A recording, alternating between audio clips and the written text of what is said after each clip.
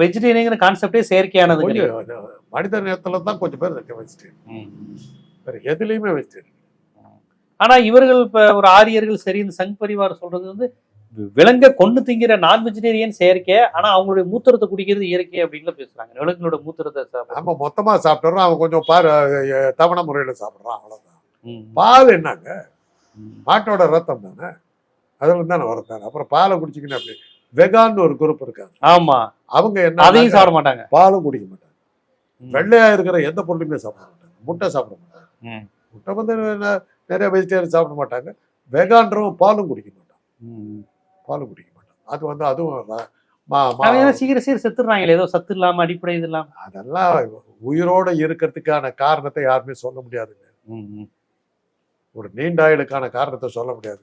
இப்போ என்னையெல்லாம் எடுத்துக்கிட்டீங்கன்னா எனக்கு நீண்ட ஆயுளுக்கு நான் வந்துட்டேன், தீர்காயுசம் தான் நான் இருக்கிறேன்.